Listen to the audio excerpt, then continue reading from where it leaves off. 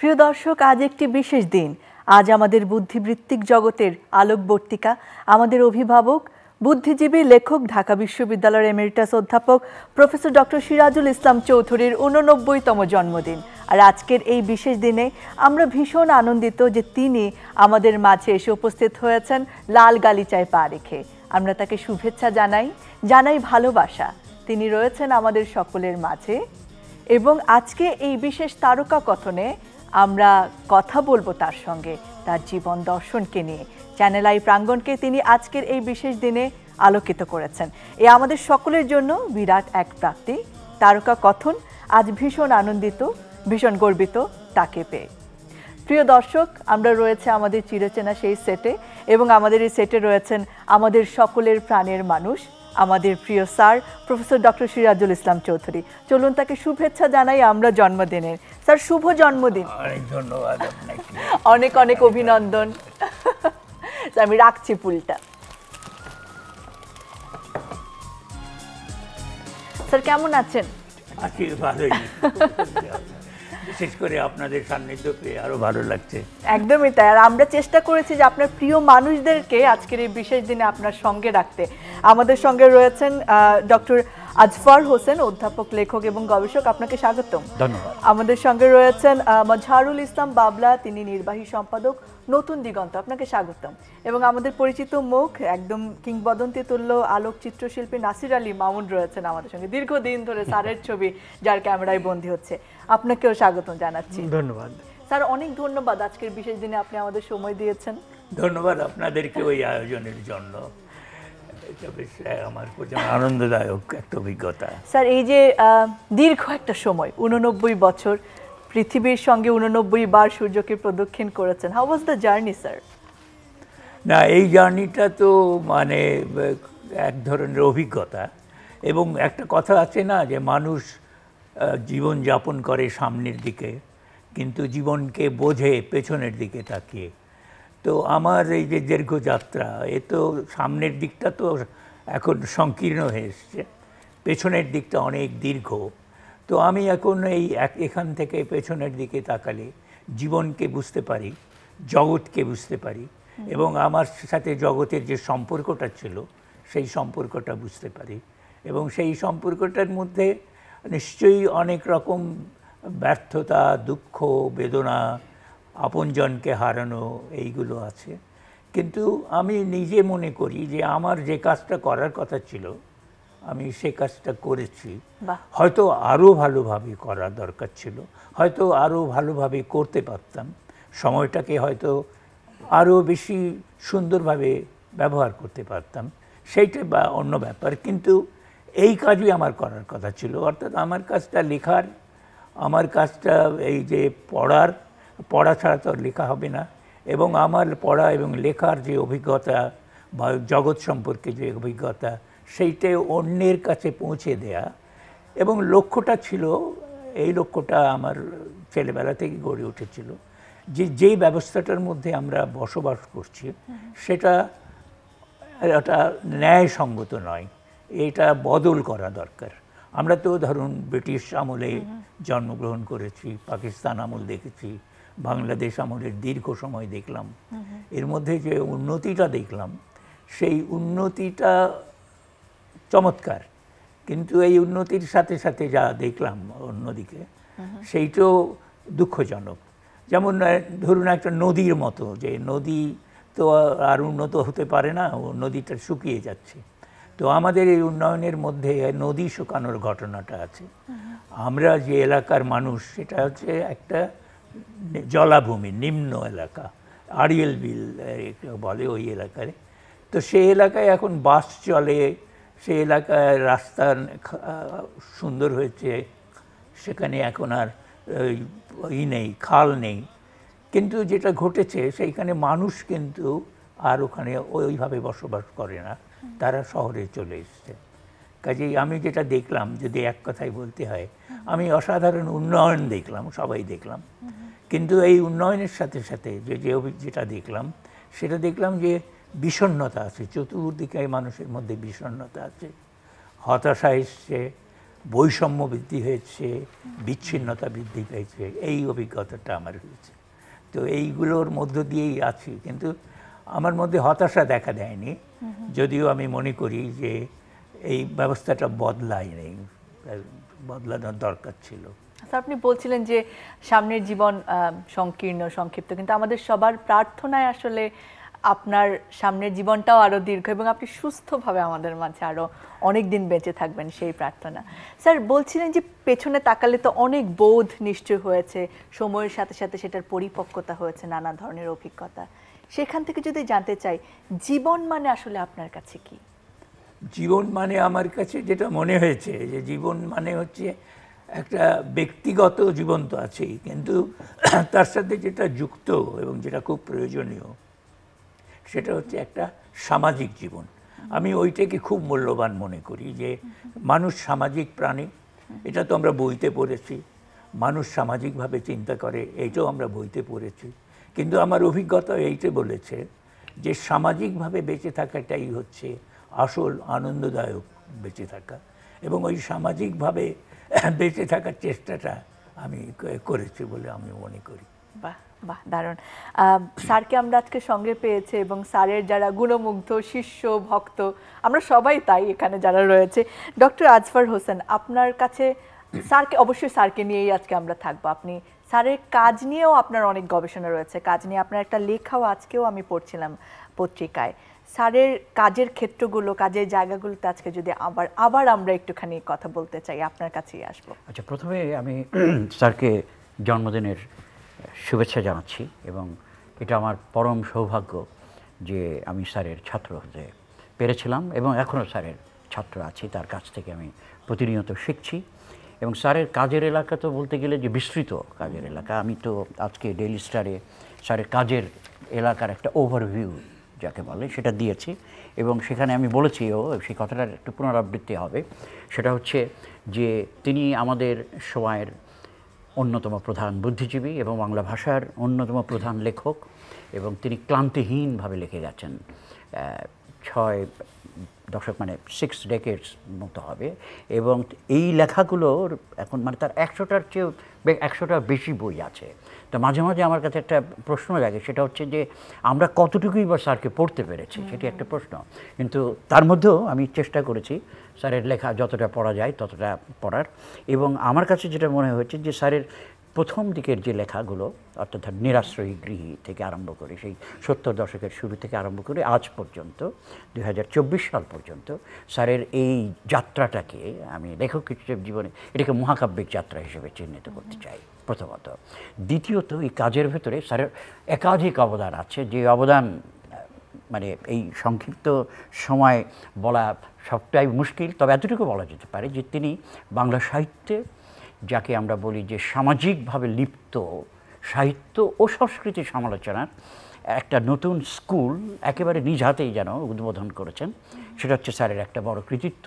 অর্থাৎ আমি যেটা বলতে চাচ্ছি যে সাহিত্যের যে পাঠ, সংস্কৃতির যে পাঠ, সেই পাঠটা আজকাল যে শব্দটা ব্যবহার করা হচ্ছে সেটা আমি করি, স্যার সেই শব্দ ব্যবহার করেন না আমি জানি, সেটা হচ্ছে ইন্টারডিসিপ্লিনারিটি। সেই পাঠটা হচ্ছে আন্তঃশাস্ত্রীয় পাঠ।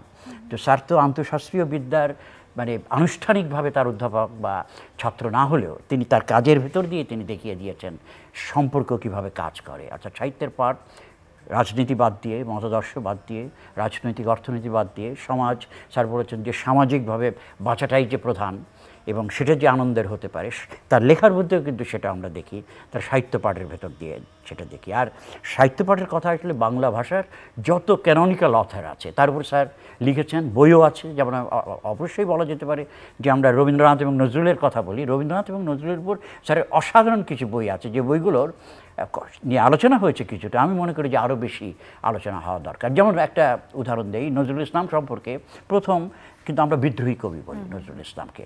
বিদ্রোহী তো কবি বটেই, তিনি বিদ্রোহী কবিতা লিখে তিনি বিদ্রোহী কবি হিসেবে আখ্যায়িত হয়েছেন, সেভাবে পরিচিত, আমরা এটা গদবাদাভাবে বলে যাচ্ছি যথার্থ। কিন্তু বিদ্রোহী কবি চেয়েও আর একটা পরিচয় স্যার সামনে এনেছেন প্রথম, যেটা দ্বারা আমি অনুপ্রাণিত হয়ে আমিও সেই কথাই বলি যে নজরুল ইসলাম শুধু বিদ্রোহী কবি নন, উনি একজন বিপ্লবী কবি। এবং বিপ্লব এবং বিদ্রোহের মধ্যেও তো একটা পার্থক্য আছে, যে উনি চেয়েছেন যে ব্যবস্থা স্যার বলেছেন বদলায়নি, সেই ব্যবস্থাকে বদলানোর কথা নজরুল ইসলাম বলেছেন। আর তাছাড়া নজরুল ইসলামের তো পক্ষপাত সাম্যবাদের প্রতি ছিল, তার কাব্যগ্রন্থ পড়লে সেটা তো অনায়াসেই দেখা যায়। এই নজরুলকে, বিপ্লবী নজরুলকে সামনে আনা, অন্যান্য তো নজরুলের অনেক কাজ দিয়ে কথাবার্তা বলে নজরুলের যে বিপ্লবী কাজের যে বিপ্লবী কন্টেন্ট, এটিকে খুব একটা জোরালো না।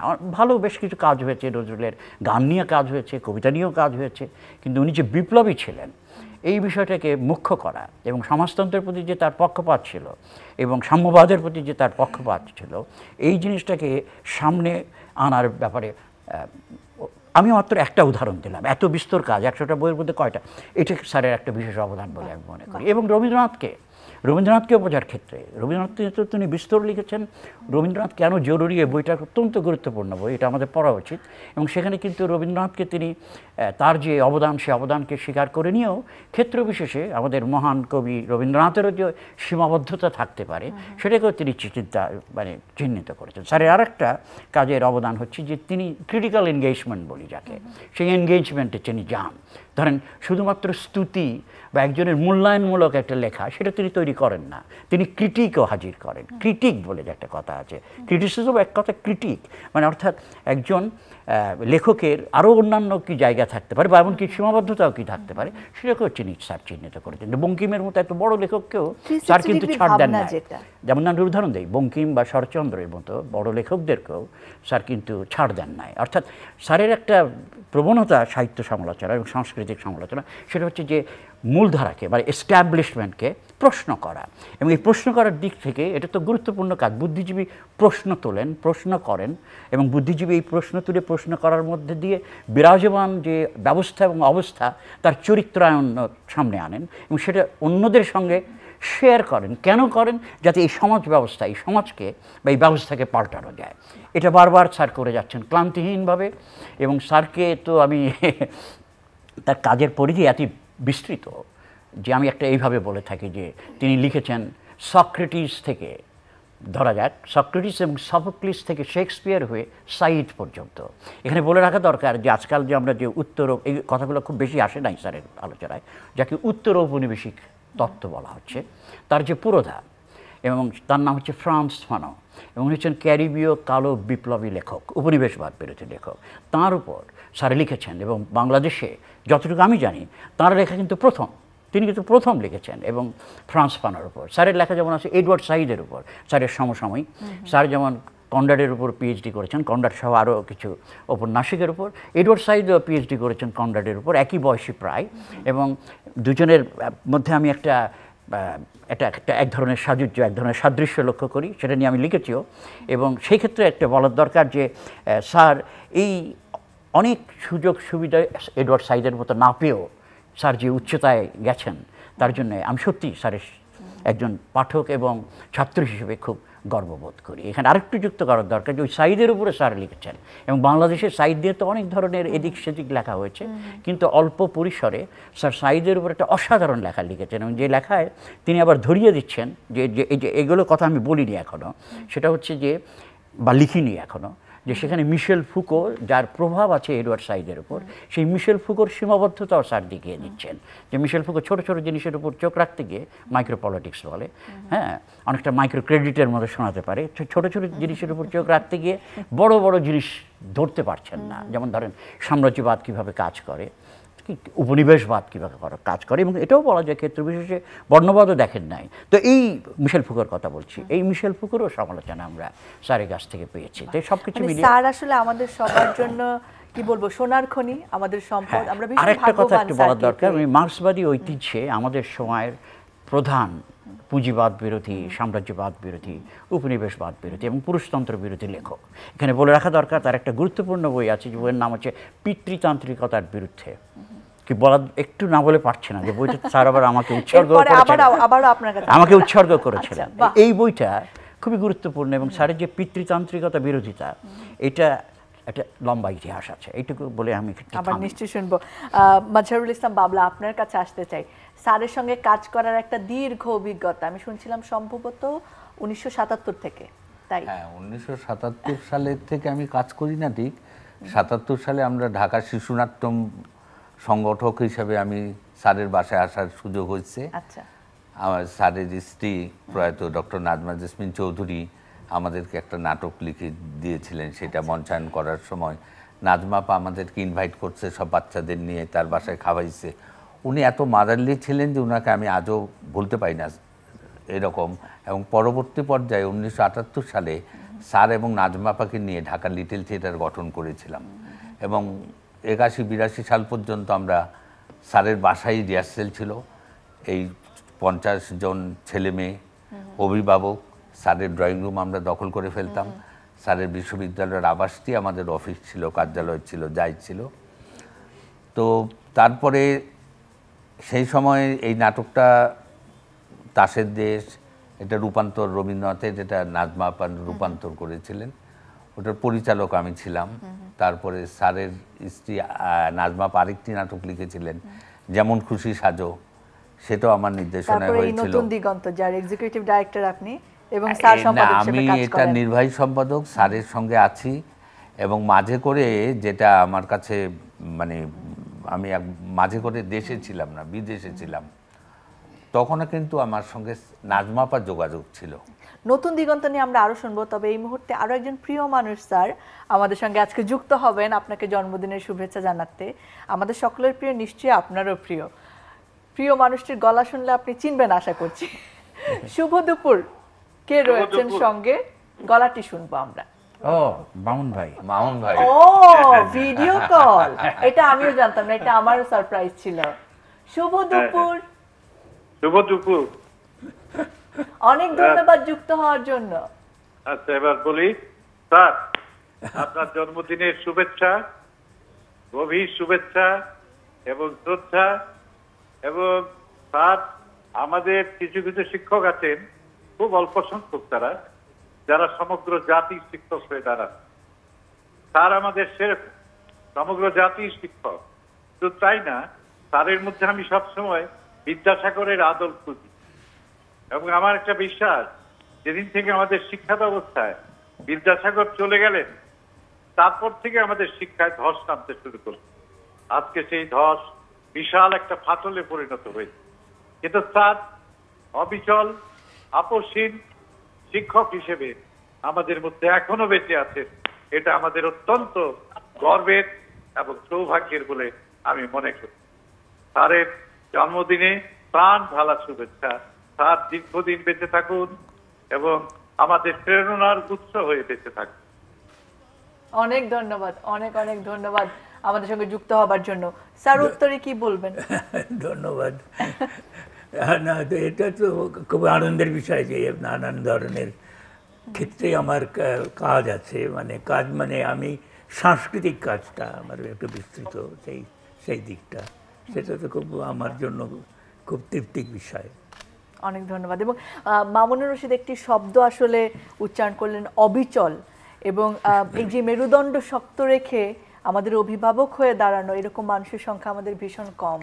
এবং সেজন্যই স্যার আমাদের জন্য এত দামি, আমাদের প্রাণে, আমাদের মনে তিনি স্থান করে আছেন। এই যে শিক্ষক সত্তা স্যার, আপনার অনেক ছাত্রের মুখে আমি শুনেছি আপনি পুরো জীবনে 1 মিনিটও দেরি করেননি ক্লাসে কখনো, এবং শিক্ষক সত্তাকে আপনি এমনভাবে ধারণ করেছেন যে আপনি পূজনীয় হয়েছেন আপনার শিক্ষার্থীদের কাছে, এবং তারাও বিভিন্ন ক্ষেত্রে এখন বাংলাদেশে নেতৃত্ব দিচ্ছে। স্যার, আপনার কাছে যদি জানতে চাই যে একজন ভালো শিক্ষক আপনার কাছে আসলে কি? না, ভালো শিক্ষক যিনি যে জ্ঞান তিনি আহরণ করেছেন সেইটে বিতরণ করতে পারেন সুষ্ঠুভাবে এবং অনুপ্রাণিত করতে পারেন। এই অনুপ্রাণিত করাটা কিন্তু আমি জরুরি মনে করি। এই যে অনুপ্রাণিতকে না বলে আবারও ছোট করে বলা যায় যে আগ্রহ, যে শিক্ষার্থীর মধ্যে একটা আগ্রহ তৈরি করা, কৌতূহল তৈরি করা, যে এই বিষয়টাকে নিয়ে আরও ভাববে। তো আমি সবটা কথা তো বলে দিতে পারি না শিক্ষক হিসেবে ক্লাসরুমে। আমি যেটা চেষ্টা করেছি সেটা হচ্ছে যে ওই কৌতূহলটা তৈরি করা, যে এর ফলে আরও জানতে চাইবে, আগ্রহী হবে।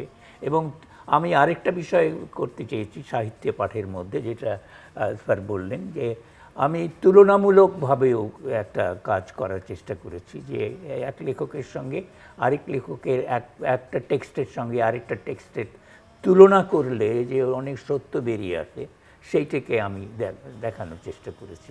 তবে আমি তো সাহিত্যের অধ্যাপনা করলাম এবং সাহিত্য বিষয়ে লিখলাম, তো আমি আবার যেটা মনে করি খুবই জরুরি, যে সাহিত্য তো ইতিহাসের মধ্যে লেখা হয় এবং ইতিহাসের সাথে সাহিত্যের সম্পর্ক আছে, দর্শনের সাথে সাহিত্যের সম্পর্ক আছে, কিন্তু এইদের সাহিত্য এদের থেকে আলাদা।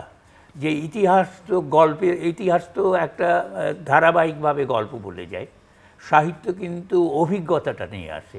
ইতিহাসের মানুষগুলোর যে অভিজ্ঞতা, সেই সময়ের মানুষগুলোর যে জীবনযাপন ছিল, তাদের যে সামাজিক জীবন ছিল, ইতিহাস ওইটাকে নিয়ে আসে।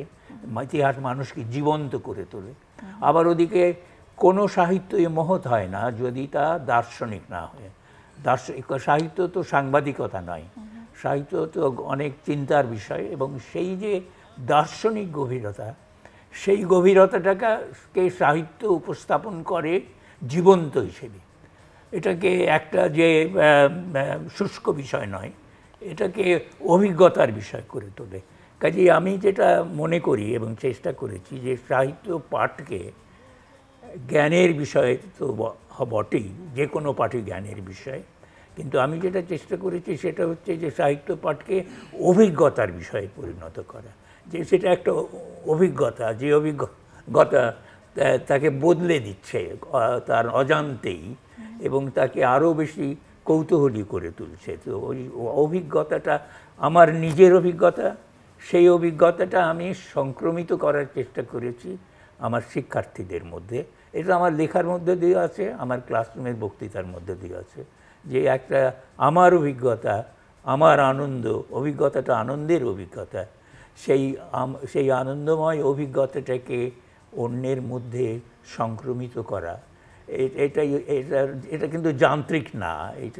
এবং আমি আরেকটা জিনিসও এখানে বলবো, যে আমার শিক্ষার্থীদের কাছে আমি শিখেছিও বটে, যে তাদের আগ্রহ যদি যতটুকু দেখেছি সেটা আমাকে অনুপ্রাণিত করেছে। তাদের জিজ্ঞাসা, টিউটোরিয়াল ক্লাসে তাদের প্রশ্ন, ক্লাসের বাইরে তাদের সাথে আলোচনা, এইগুলো আমার নিজেকেও শিক্ষিত করেছে। কাজে এটা কিন্তু এক পক্ষের ব্যাপার ছিল না, এটা দ্বিপাক্ষিক। এবং এইটা দেওয়া এবং নেওয়া, আমি যেমন দিয়েছি তেমনি নিয়েছিও বটে। এবং একজন শিক্ষক কিন্তু এই সম্পর্কটা তৈরি করতে পারেন শিক্ষার্থীদের সঙ্গে। মামুনুর রশিদ এতক্ষণ ছিলেন আমাদের সঙ্গে, আপনাকে অনেক ধন্যবাদ এবং কৃতজ্ঞতা জানাচ্ছি আজকে আমাদের সঙ্গে যুক্ত হওয়ার জন্য।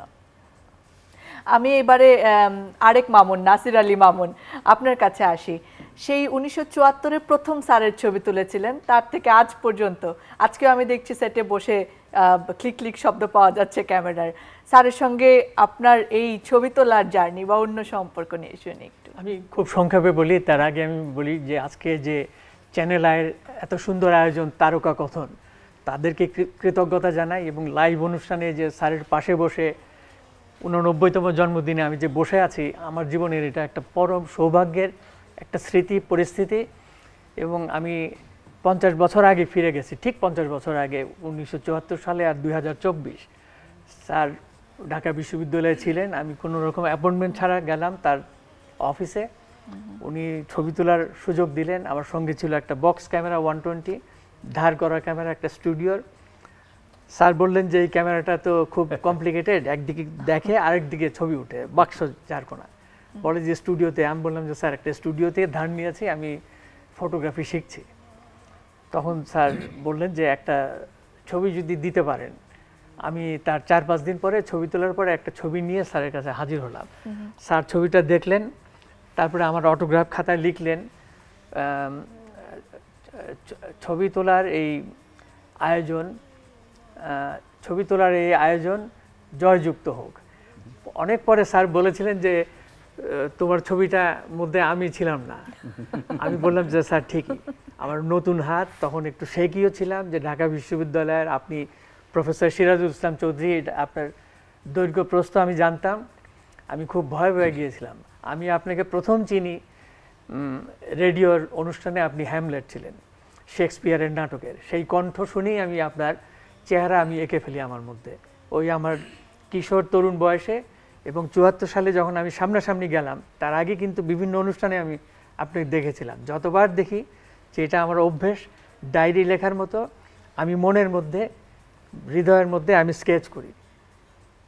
আমি যখন আপনার ছবি তুলতে গেলাম, সেই আলো নেই, একটা অন্ধকার, প্রায় অন্ধকার রুমের মধ্যে আমার ছবি ঠিক জুৎসই ছিল না। তারপরে তো স্যার বহুবার আমাকে সময় দিয়েছেন। এই 1.5 মাস আগে আমি তার ছবি তুললাম আবারও। আজকে এই স্টুডিওর মধ্যে যে ছবি তুললাম, এটা তো আমার মনে হয় যে শুধু আমার পরম সৌভাগ্য না, আমার যে জেনারেশন, আমার পরিবার সবাই কিন্তু এটাতে খুবই আনন্দিত। এবং আজকে এই যে তরুণ প্রজন্ম যারা প্রফেসর সিরাজুল ইসলাম চৌধুরীর নাম জানে, কেউ লেখা পড়েছে, কেউ অথবা পড়ে নাই, তিনি যে একটা মহিরুহ এবং মননশীলতার চর্চা তিনি বাংলাদেশে করে যাচ্ছেন এই বয়সে, আমার আজকে খুব জানতে ইচ্ছা করে যে এই স্যারের পাশে বসে যে বিপুল ছাত্র এবং পাঠক প্রিয়তা তার এখন পর্যন্ত শুরুর থেকে, এবং 6 দশকের বেশি তিনি এই সৃষ্টিশীলতার কাজে যুক্ত। আসফার হোসেন সাহেব বলেছেন, আপনার কি মনে হয় যে আপনার কোথাও কোনো অপ্রাপ্তি, কোনো পকেট আছে যেখানে আপনি রাষ্ট্রীয় পদক, স্বাধীনতা পাননি, বা জাতীয় অধ্যাপক আপনাকে করা যায়নি বা করা হয়নি? আমি সেটাই একটু জানতে চাই আর কি। না, ওগুলো তো পদকের, ওগুলোর বিষয়, ওর জন্য আমি তো কাজ করিনি, এবং ওইটা পাওয়া না পাওয়া আমার জন্য খুব গুরুত্বপূর্ণ নয়। আমি মনে করেছি যে আমার কাজটাই আমার আনন্দের, এবং আমি মনে করি যে আমি যে এখনও যে কথাটা সব শুনলাম এখানে আপনারা বললেন, সেই কথাটা হচ্ছে যে আমি কাজের মধ্যে আছি বলেই এখনও সুস্থ আছি, মানে আমি কাজের মধ্যেই আনন্দ পাই। আমি আলস্যকে খুব প্রশ্রয় দেই না, এবং কাজের মধ্যে থাকতে চাই, এবং সেই জন্য প্রাপ্তি কী ঘটলো সেইটা বিচার করছি না। মানে যেটা, যেমন ধরেন মুনাফা লিপ্সা, সেইটা আমার মধ্যে নেই। সেজন্য আমি পদের জন্য, উচ্চ পদের জন্য অভিলাষী ছিলাম না।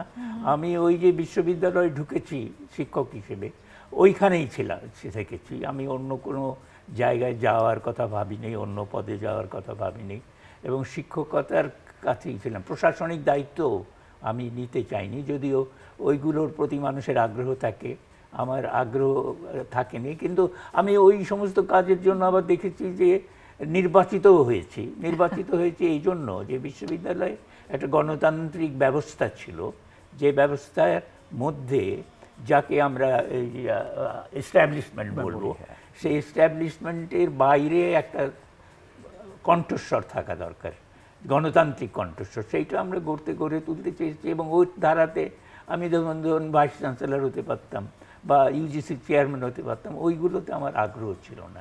আমার আগ্রহ ছিল শিক্ষকতাতে। সবচেয়ে দামি যে জায়গাটা, মানুষের মনের আসন, সেখানে স্যার আসলে বসেছেন, এবং সেটা চিরস্থায়ী, সেটা হারানোর কোনো জায়গা নেই স্যারের, হারানোর ভয়ও নেই, কারণ তিনি কাজটা সারা জীবন মন দিয়ে করেছেন। স্যার, সেই স্বীকৃতি স্বরূপ চ্যানেল আইয়ের পক্ষ থেকে আমরা এই উত্তরীয়টা আপনাকে পড়াচ্ছি। আপনি বসুন, নিশ্চয়ই নাসির আলী মামুন একটা চমৎকার ছবি তুলবেন এখানে। স্যার, আপনাকে আমরা অনেক ভালোবাসি, আপনার জন্য আমাদের অনেক শুভকামনা, আপনি অনেক ভালো থাকবেন স্যার। ভালো থাকবেন আপনারাও। চ্যানেল আইয়ের সাথে আমি যুক্ত একেবারে সূচনা কাল থেকে।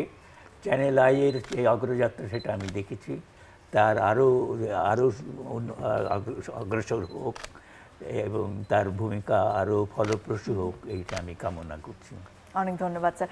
এই যে হাতছানির কথা আসছিল, অনেক অনেক হাতছানি এসেছে, অনেক পদে যাওয়ার প্রস্তাব এসছে, সেগুলো যে স্যার ফিরিয়ে দিয়েছেন নির্মোহভাবে তার কাজটা করবেন বলে, সেই অনেক গল্প নিশ্চয়ই মাজহারুল ইসলাম বাবলা আমাদের কিছু উদাহরণের সাহায্যে বুঝতে সাহায্য করতে পারবেন। আমি শুনছিলাম ব্যাক স্টেজে এরকম অনেক গল্প। না, স্যার তো প্রত্যাখ্যান করার যে দৃঢ়তা, সেটা স্যারের মধ্যে আমরা দেখেছি। আমার দীর্ঘদিনের সাথে স্যারের সম্পর্কের কারণে উনি সিনেট নির্বাচনে সর্বাধিক ভোট পেয়েছেন, উনি ভিসি হচ্ছেন, উনি সেটা প্রত্যাখ্যান করলেন। দ্বিতীয়বার আবার ওনাকে ভিসি করার উদ্যোগ নেওয়া হলো, সেবারও উনি প্রত্যাখ্যান করলেন। এমনকি উনি বিশ্ববিদ্যালয় মঞ্জুরি কমিশনের চেয়ারম্যান হওয়ার জন্য উনাকে একজন আমলা, উনি একটা বই লিখেছেন, উনি আক্ষেপ করে লিখেছেন যে আমার জীবনের যদি একটা ব্যর্থতা থেকে থাকে, তাহলে স্যারকে আমি ইউজিসি চেয়ারম্যান করতে পারলাম না, স্যারকে রাজি করাতে পারলাম না, এই ব্যর্থতাটুকু আমি সারা জীবন বহন করে যাব। এবং স্যারকে আরও অনেক প্রলোভন আসছে এই যে সেনা শাসিত তত্ত্বাবধায়ক সরকারের সময় বাংলা একাডেমির ডিজি করার জন্য স্যারের কাছে প্রস্তাব আসছে, স্যার সেটা প্রত্যাখ্যান করছে। এই যে প্রত্যাখ্যান করার, এই যে আপনি পুরস্কারের কথা বললেন, স্যার নিজেই বললেন যে ওই ওই ওই পুরস্কারের জন্য স্যার কিন্তু কোনো কাজ করেননি, নির্মোহভাবে করেছে। আজকেও এই বয়সেও স্যার নিয়মিতভাবে যে লেখাগুলো লিখছেন, আমরা ধারাবাহিকভাবে বের হয়েছে নতুন দিগন্তে 69-এর গণঅভ্যুত্থান, সেটাকে স্যার গত 1 মাস ধরে আবার নতুন করে বই হবে, সেটার জন্য সে আবার সংযোজন বিয়োজন করে এখনও অর্ধেক কাজ শেষ করতে পারেনি, আরও 1 মাস লাগবে বইটাকে কমপ্লিট করতে। স্যার যে কোনো কাজ করেন তাৎক্ষণিকভাবে করেন না, সঙ্গে সঙ্গে করেন না, অনেক চিন্তা দিয়ে অনেক অনেক অনেক কষ্ট করে করেন, উনি অনেক পরিশ্রম করে করেন। নতুন দিগন্ত যে আমাদের আজকে 22 বছর ধরে আমরা কন্টিনিউ বেরোচ্ছে, এর পেছনে স্যারের শ্রম, মেধা, সমস্ত কিছু উনি বিনিয়োগ করেছেন। আমি মনে করি আমরা নতুন দিগন্তের কভারগুলো দেখতে পাচ্ছি, দারুণ চমৎকার। আমার মনে হয় মানুষের সন্তানকে যেভাবে ভালোবাসে পিতারা, স্যার এই নতুন দিগন্ত পত্রিকাকে 22 বছর ধরে ঠিক একইভাবে ভালোবেসে আসছে। শুধু ভালোবাসা নয়, এর প্রতিটা শব্দ, প্রতিটা সেন্টেন্স স্যারের সম্পাদনা ছাড়া ছাপানোর সুযোগ নেই নতুন দিগন্তে, এবং সেটা উনি এত পরিশ্রমী সম্পাদক আমার জীবনে আমি দেখিনি। আমিও একই কথা প্রতিধ্বনি করবো যে তার মতো পরিশ্রমী সম্পাদক আমিও জীবনে দেখিনি। কারণ স্যারের আরেক জায়গায় সম্পাদনার কাজ আছে। তিনি 90-এর দশকে শুরুতে সময় বলে একটা সাপ্তাহিক পত্রিকার সম্পাদনা করতেন। ওই পত্রিকার সম্পাদক মণ্ডলীর সদস্য আমিও ছিলাম, এবং স্যারের খুব কাছ থেকে আমি স্যারকে সম্পাদনার কাজ করতে দেখেছি, এবং তিনি যে যত্ন এবং নিষ্ঠা নিয়ে কাজ করেন তা আমি খুব কমই দেখেছি। এটা তো বলতেই হবে। মানে স্যারের যদি বলতে হয় যে কোন ক্ষেত্রে শিক্ষক হিসেবে, আমি তো দেশে এবং বিদেশে ইংরেজি সাহিত্য পড়েছি এবং পড়িয়েছিও, এবং আমি এটা বলবো যে স্যারের মতো অসাধারণ মনীষা সম্পন্ন ইংরেজি সাহিত্যের শিক্ষক আমি আমার জীবনে খুব কম দেখেছি। এটা অবশ্যই বলবো। আমি একটা আমার জীবনের একটা প্রাপ্তি বলা যায়, কিন্তু এটা একটা অভিজ্ঞতা। এরকম অভিজ্ঞতাটা আমার হয়েছে, সেটা স্যারের বাসায় সম্ভবত 1978-79 সালে। তখন মুক্তিযোদ্ধা সংসদের চেয়ারম্যান ছিলেন মাহফুজুর রহমান। উনি সস্ত্রীক এসেছিলেন স্যারের বাসায়। স্যারের কাছে এসে বলতেছে যে প্রেসিডেন্ট জিয়াউর রহমান সাহেব আমাকে পাঠিয়েছেন, আপনাকে তো স্যার মন্ত্রী হতে হবে। স্যার দেখলাম ঘেমে গেলেন, স্যার ঘেমে গেলেন, নার্ভাস হয়ে গেলেন, কিছু বললেন না। স্যার উঠে চলে গেলেন, ভেতরে গেলেন। ভেতরে নাজমাপার সঙ্গে পরামর্শ করে এসে অনেক কষ্টে বুঝিয়ে টুঝিয়ে যে আমার চোখের অসুবিধা, আমার মন্ত্রিত্ব করা যাবে না, আমি চোখে দেখি না, আমার জন্য সমস্যা হবে। আমি মন্ত্রিত্বর পদটা যেভাবে উনি প্রত্যাখ্যান করলেন অত্যন্ত সৌজন্যর সাথে, বিনয়ের সাথে, এটা স্যার বলেই সম্ভব হয়েছে। কারণ আমাদের সমাজে যে পার্থিব লোভ, লালসার প্রতি যেভাবে আমরা দেখে আসতেছি, একটা পুরস্কারের জন্য যে মানুষ একটা পুরস্কারের জন্য মানুষ যেভাবে লালায়িত হচ্ছে, সেই ক্ষেত্রে উনি তার মেরুদণ্ড শক্ত রেখে এই 88 বছর ধরে চলে এসছেন। এটা আমাদের জন্য শিক্ষণীয় দৃষ্টান্ত, জাতির জন্য শিক্ষণীয় দৃষ্টান্ত। আর স্যারের ছাত্র কিন্তু আসফার ভাই, যারা ইংলিশ ডিপার্টমেন্টে পড়েন ঢাকা বিশ্ববিদ্যালয়, স্যারের কিন্তু শিক্ষক হিসাবে, তার শিক্ষার্থী হিসাবে ইংলিশ ডিপার্টমেন্টের ছাত্ররা কেবল নয়, দেশে বিদেশে ছড়িয়ে আছে, এবং ইংরেজি বিভাগের বাইরে প্রচুর। আমি যদি একটা কথা বলি, আমি গত বছর কলকাতায় গেলাম, আমাদের নতুন দিগন্ত পত্রিকায় বামফ্রন্ট চেয়ারম্যান বিমান বসুকে দিলাম। বিমান বসুর সঙ্গে কথা বলছি, বিমান বসু হ্যাঁ এই পত্রিকাটা আমাকে দেয়, সিরাজুল ইসলাম সাহেবের অনেক বই আমার কাছে আসে। দেখুন, আমরা তো রাজনীতি করেছি, সংগঠন করেছি, জেল খেটেছি, ফেরারি থেকেছি, জ্ঞান চর্চাটা আমরা করতে পারিনি। আমাদের এখানে যারা ওয়েস্ট বেঙ্গলে যারা আছেন তাদের থেকে অনেক অগ্রবর্তী চিন্তা লেখায় সিরাজ ইসলাম চৌধুরী, তার লেখা আমরা পড়ি। আমাদের আমাদের পার্টি ফোরামে যখন আলোচনা হয়, স্যারের বইগুলো নাকি ওখানে আলোচনা হয়। তার মানে স্যারের শিক্ষার্থী শুধু দেশে নয়, বিদেশেও ছড়িয়ে আছে, বাংলাভাষী সমস্ত মানুষের কাছে। আগরতলাতেও একই অবস্থায়। এই বছর আগরতলা থেকে স্যারের একটা বই প্রকাশ করেছে, আগরতলায় স্যারের বই যায়, আমাদের নতুন দিগন্তে যায়, আসামের আপনার শিলচর, এখানেও আমাদের নতুন দিগন্তে যায়, সেখানেও স্যারের প্রচুর পাঠক আছে। কারণ আমাদের আরো পড়া উচিত মনে হয় আমার। এবং আজকের পত্রিকাতেও স্যারকে নিয়ে বিভিন্ন কলাম প্রকাশিত হয়েছে। আজকে স্যারের জন্মদিন উপলক্ষে আমরা দেখতে পাচ্ছি স্ক্রিনে নিশ্চয়ই।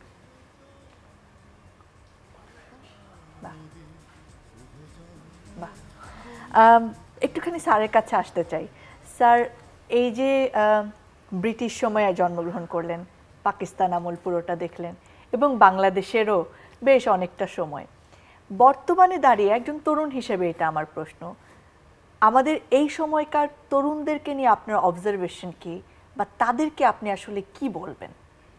না, এই সময়টা তো এই রকম আমরা আশা করিনি। আমাদের সংগ্রামটা ছিল, ধরুন আমরা বলি মুক্তির সংগ্রাম, এই যে ব্রিটিশ আমল থেকেই আমরা মুক্তির জন্য সংগ্রাম করছি, এবং তা আমরা মুক্তিযুদ্ধও করলাম। কিন্তু ওই যেটা স্বপ্ন ছিল যে মুক্তির, যে অন্তত একটা গণতান্ত্রিক সমাজ আমরা প্রতিষ্ঠা করব, এবং কিন্তু সমাজতন্ত্র হবে আমাদের চূড়ান্ত লক্ষ্য, যেখানে মালিকানাটা ব্যক্তিগত থাকবে না, মালিকানা হবে সামাজিক। এখন এইটাই হচ্ছে সমস্যা পৃথিবীর, যে উৎপাদন হয় সামাজিকভাবে, সকলে মিলে, অনেকে মিলে উৎপাদন করে, কিন্তু এর মালিকানাটা হলো ব্যক্তিগত। এই যে ব্যক্তি মালিকানার সাথে সামাজিক মালিকানার যে পার্থক্য, যে দ্বন্দ্ব, ওই দ্বন্দ্ব চলছে, ওর মীমাংসা হয়নি। এবং মানুষের সভ্যতার ইতিহাসের যে অগ্রগতি, সেটা হচ্ছে এই ব্যক্তি মালিকানারই অগ্রগতি, সামাজিক মালিকানার অগ্রগতি নয়। আপনি যেটা সবাই বলবে যে সমাজতান্ত্রিক একটা বিশ্ব তো তৈরি হয়েছিল, ভেঙে পড়লো, তার অর্থ হচ্ছে যে পুঁজিবাদ অনেক বেশি ধূর্ত, অনেক বেশি কৌশলী, এবং অনেক বেশি আকর্ষণ করবার ক্ষমতা রাখে, এবং তার দেবারও ক্ষমতা রাখে, সংশোধন করে, সেইভাবে পুঁজিবাদ টিকে আছে। কাজেই সময়টা হলো এই রকমের, যে যেখানে আজকের যে সারা পৃথিবীর সংকট, সেইটা হচ্ছে পুঁজিবাদ এখন ফ্যাসিবাদের রূপ নিয়েছে, চরম জায়গায় চলে গেছে। এখন যুদ্ধ হচ্ছে, যে যুদ্ধ তো নয়, যে গণহত্যা আপনি দেখুন ফিলিস্তিনে হচ্ছে, সেই গণহত্যাটা তো অবিশ্বাস্য, যে একটা অবরুদ্ধ জনপদকে এভাবে হত্যা করা হচ্ছে, অথচ এর বিরুদ্ধে সেই প্রতিবাদটা নেই যে প্রতিবাদটা একসময় ভিয়েতনামের যুদ্ধের সময় হয়েছিল। তো এখন এই প্রতিবাদটা যে হচ্ছে না, এর কারণ, একটা কারণ হচ্ছে মিডিয়া কিন্তু এই পুঁজিবাদের অধীনে চলে গেছে, এবং মালিকানা টাকাওয়ালাদেরই, পুঁজিবাদীদের। তো সেই জন্য মিডিয়া কিন্তু এটাকে তুলে ধরে না। আজকে ইউক্রেনে 5 জন লোক মারা যায়, সেটা অত্যন্ত দুঃখজনক, কিন্তু হাসপাতালে বোমা ফেলে 500 জনকে মেরে ফেললো ইসরায়েলি যে জায়নবাদীরা, তো সেইটাকে ওইভাবে তুলে ধরা হয় না। তো এইটা হচ্ছে যে পৃথিবীব্যাপী একটা সংকট চলছে, আমরা দেখতে পাচ্ছি। বাংলাদেশ সেই সংকটের মধ্যেই আছে, বাংলাদেশ বিচ্ছিন্ন কোনো জায়গা নয়, কিন্তু এই সংকটটা হচ্ছে এই যে পুঁজিবাদী সভ্যতার সংকট। এখন প্রশ্ন হচ্ছে যে মানুষ কি বাঁচবে, কি মানুষ হিসেবে বাঁচবে নাকি বাঁচবে না। এই যে আর্টিফিশিয়াল ইন্টেলিজেন্স বলেন, এটা অনেক ভালো ভালো কাজ করবে, সূক্ষ্ম কাজ করবে, দক্ষতার সঙ্গে কাজ করবে, কিন্তু দুটো প্রশ্ন। একটা হচ্ছে যে এর মালিকানা কারদের হাতে থাকবে। এর মালিকানা যদি অল্প কিছু মানুষের হাতে থাকে, তাহলে তারা এটাকে ব্যবহার করবে অন্য মানুষের ওপর অত্যাচার করার জন্য, শোষণের জন্য। আর দ্বিতীয় প্রশ্ন হচ্ছে যে যন্ত্র কি মানুষের উপর কর্তৃত্ব করবে? যন্ত্রই কি শেষ পর্যন্ত মালিক হয়ে যাবে মানুষের? এবং মানুষ যে অনেক উৎপাদন করবে, ঠিক আছে, কিন্তু এই উৎপাদন সে কতটা ভোগ করতে পারবে? আর এই উৎপাদন তো তাকে যে অলস করে দেবে, এই উৎপাদন আর প্রয়োজন নেই, শ্রমের আর প্রয়োজন নেই, তখন মানুষ সেই যে অবসর, সেটা ঠিক অবসর হবে না, সেইটা তার আলস্য হবে, এবং সেই আলস্য তার জন্য অত্যন্ত দুর্বিষহ হবে। কাজেই পৃথিবীকে আজকে ওই সামাজিক মালিকানায় যেতে হবে। এইটা হচ্ছে আমার উপলব্ধি, যে উপলব্ধি আমার ধীরে ধীরে গড়ে উঠেছে, এখন পরিষ্কারভাবে দেখতে পাই। যদিও আমার চোখের দৃষ্টি কমে এসছে, কিন্তু ভেতরের দৃষ্টি আরও স্বচ্ছ হচ্ছে। সেটা হলো এই যে ব্যক্তি মালিকানার যুগ শেষ হয়েছে, এখন মানুষকে যদি বাঁচতে হয়, তার মনুষ্যত্বকে নিয়ে যদি বাঁচতে হয়, তাহলে সামাজিক মালিকানায় যেতে হবে। এই উপলব্ধিতে পৌঁছেছি। অনেক ধন্যবাদ স্যার। 89তম জন্মদিন, যদি স্যার এটাই শুরু হয় আর 89 বছর বাঁচেন, আমরা চাই সেটা, তাহলে স্যার আর কি কি করতে চাইবেন? আমি এই কাজই করতে চাই, লেখালেখির কাজ। এবং আমার ইচ্ছা হচ্ছে, আমার স্বপ্ন হচ্ছে যে আমি কাজের মধ্য দিয়ে যেন প্রস্থান ঘটে আমার, যেন আমি অসুস্থ অবস্থায় শয্যাশায়ী হয়ে অন্যের ওপর একটা গলগ্রহ হয়ে তা না থাকি, যেন আমার প্রস্থানটা কর্মের মধ্য দিয়ে ঘটে। এই যে কর্মের তৃপ্তি, একটা মানুষের কাছে এটা শোনাও কিন্তু ভীষণ আনন্দের, এবং আপনার মুখে এই হাসি সবসময় লেগে থাকুক স্যার, আপনি সুস্থ থাকুন। এই কর্মটা সৃষ্টিশীল কর্ম, এটা যে এই কাজটা যে মানে ওই যান্ত্রিক বা চাপিয়ে দেওয়া কাজ না, আমার এর কোনো শেষও নেই। হ্যাঁ, এটা একটা সৃষ্টিশীল কাজ, সেই জন্যই আনন্দদায়ক।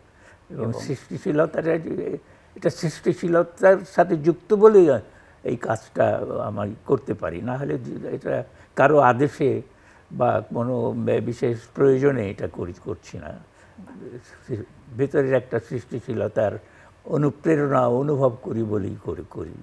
বাহ স্যার, আজকের এই বিশেষ দিনে আমরা যেহেতু টেলিভিশনে লাইভে আছি, চ্যানেল আয়ের পর্দায়, আপনাকে ভালোবাসেন, আপনাকে অনুসরণ করেন এমন অনেক মানুষ পুরো পৃথিবী থেকে আজকে দেখছেন, তাদের জন্য ছোট্ট করে কিছু বলবেন? না, আমি ওইটাই বলবো যে আমাদের মনুষ্যত্বটাকে রক্ষা করতে হবে, এবং মনুষ্যত্ব রক্ষা করবে কেউ কোনো অবতার আসবে না, কোনো নেতা হঠাৎ আবির্ভূত হবে না। আমাদের সমষ্টিগত চেষ্টার মধ্য দিয়েই আমরা এইটাকে বদলাতে পারবো পৃথিবীটাকে, এবং সেইটা মনুষ্যত্বের জন্য চ্যালেঞ্জ, মানুষের মনুষ্যত্বের জন্য চ্যালেঞ্জ।